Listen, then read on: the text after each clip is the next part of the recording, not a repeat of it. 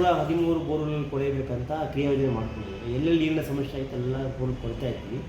So 143 borewell ಈಗಾಗಲೇ ಕೊರೆದಿದ್ದೇವೆ.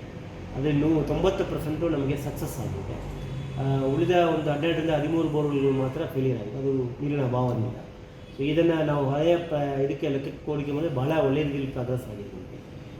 But ನಾವು ಇನ್ನು ಮುಂದೆ ಡಿಪೆಂಡ್ಸ್ ಅಪಾನ್ ಸಿಚುವೇಶನ್ ನೋಡಿಕೊಂಡು ಕೊಡ್ತೀವಿ. ಯಾಕಂದರೆ ನಾವು 113 ಮಾಡೋದಕ್ಕೆ ನಮ್ಮ ಹತ್ರ ಅವಕಾಶ ಇದ್ದರೂ ಕೂಡ ಎಷ್ಟು ನೀರಿನ ಬೇಡಿಕೆ ಇದೆ ಅದರ ಮೇಲೆ ತೊಗೊಳ್ತೀವಿ. ಯಾಕಂದರೆ ಜಾಸ್ತಿ ನಾವು ಕೊಡೋದಷ್ಟು ಮಂಡಳಿಗೂ ಕೂಡ ಹಣಕಾಸಿನ ತೊಂದರೆ ಆಗುತ್ತೆ, ಪ್ಲಸ್ ಅಂತರ್ಜಲವನ್ನು ಕೂಡ ಓವರ್ ಎಕ್ಸ್ಪ್ಲಾಯ್ಟೇಷನ್ ಮಾಡಿದಂಗೆ ಆಗುತ್ತೆ. ದಯವಿಟ್ಟು ಈಗ ನಾವು ಮಾಡಬೇಕಾಗಿರೋದು ಹೇಗೆ ನಾವು ಬೇಸಿಗೆನಲ್ಲಿ ಮುಂದುವರಿಸ್ಕೊಂಡು ಹೋಗಿದ್ದೇವೆ ಅದೇ ಥರ ನೀರಿನ ಸಂರಕ್ಷಣೆ, ಮಿತ ಬಳಕೆ, ಉಳಿತಾಯ, ಸಂಸ್ಕೃತ ನೀರನ್ನು ಬಳಕೆ ಮತ್ತು ಅಂತರ್ಜಲವನ್ನು ಸಂರಕ್ಷಣೆ, ಇಷ್ಟು ಕೆಲಸಗಳನ್ನು ನಾವು ಸತತವಾಗಿ ಮಾಡಿದರೆ ಮುಂದಿನ ತಿಂಗಳಲ್ಲಿ, ಮುಂದಿನ ಬೇಸಿಗೆ ಕಾಲದಲ್ಲಿ, ಮುಂದಿನ ವರ್ಷಗಳಲ್ಲಿ ಬೆಂಗಳೂರು ನೀರು ಸಂರಕ್ಷಣೆಯಾಗಿ ಇರಲಿಕ್ಕೆ ಅವಕಾಶ ಇದೆ.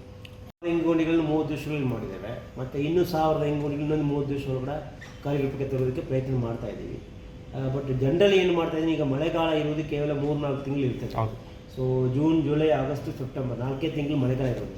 ಈ ಸಮಯದಲ್ಲಿ ಎಷ್ಟು ಮಟ್ಟಕ್ಕೆ ನಾವು ನೀರನ್ನು ಒಳಗೆ ಇಂಗಿಸ್ತೀವಿ, ಅಂತರ್ಜಲ ಇಂಗಿಸ್ತೀವಿ, ಅಷ್ಟು ಮಟ್ಟಕ್ಕೆ ನಮಗೆ ಮುಂದಿನ ಬರಗಾಲದಲ್ಲಿ, ಬೇಸಿಗೆಗಾಲದಲ್ಲಿ ಯಾವುದೇ ಸಮಸ್ಯೆ ಇಲ್ಲದೆ ನಾವು ನಮ್ಮನ್ನು ಕಾಪಾಡ್ಕೊಳ್ಬೋದಾಗಿದೆ. ದಯವಿಟ್ಟು ಈ ಒಂದು ಸಮಯ ಭಾಳ ಅಮೂಲ್ಯವಾದ ಸಮಯ. ಈಗ ಮುಂಗಾರು ಮಳೆ ಪೂರ್ವದಲ್ಲೇ ನಮಗೆ ಮಳೆ ಬರ್ತಾಯಿದೆ.